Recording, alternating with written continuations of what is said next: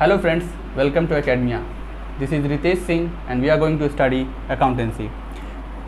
So this is the first chapter of class 11th accountancy.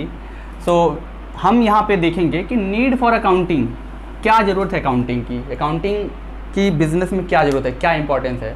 तो जैसा कि आप सभी जानते हैं कि अकाउंटिंग जो है वो एक बिजनेसमैन के लिए बहुत ही इंपॉर्टेंट हो जाता है. आई मीन बिग बिजनेस हो या स्मॉल बिजनेस हो, सबके लिए इंपॉर्टेंट हो जाता है, क्योंकि आप तरह तरह के ट्रांजेक्शन्स करते हो. ट्रांजेक्शन इन द सेंस कि आप परचेजिंग करते हो, सेलिंग करते हो, आपके एक्सपेंसेस होते हैं, बिज़नेस के तमाम एक्सपेंसेस होते हैं.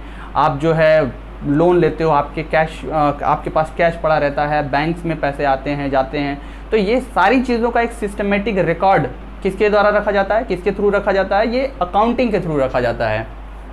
अब ये अकाउंटिंग पूरा जो प्रोसेस है ये किस चीज़ में हेल्प करता है? ये हेल्प करता है बिजनेसमैन को जानने में कि उसको कितना प्रॉफिट हुआ है, कितना लॉस हुआ है at the end of each financial year.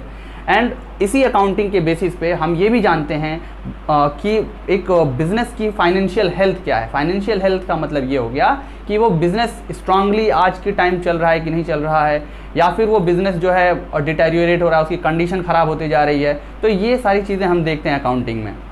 अब यहाँ पे हम देखेंगे कि डिफिनीशन क्या है. Accounting is a art of recording. Accounting जो है एक आर्ट है. ट्रांजेक्शन्स को आप रिकॉर्ड करते हो. रिकॉर्ड करने के बाद आप classifying and summarising in a significant manner. So आप नेचर ऑफ ट्रांजेक्शन्स जो होते हैं उनको क्लासीफाई करते हो, एक तरफ ले जाते हो.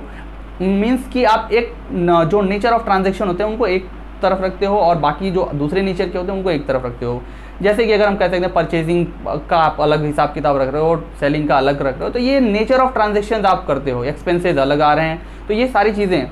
उसके बाद हम देखेंगे समराइजिंग. समराइजिंग का मतलब हो गया कि आप एक सिग्निफिकेंट मैनर में, मतलब एक अच्छे तरीके से आप ट्रांजेक्शन को बहुत ही अच्छे सॉर्ट करके आप उसको बता रहे हैं.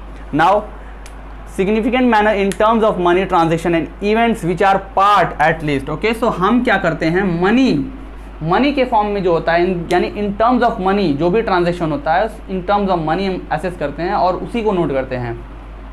At least of a financial character and interpreting the result thereof. Okay, तो यानी कि इसका कहने का मतलब ये है कि आप इन्हीं प्रोसेसेस के बेसिस पे आप फाइनेंशियल रिजल्ट्स को भी आगे इंटरप्रेट करते हो.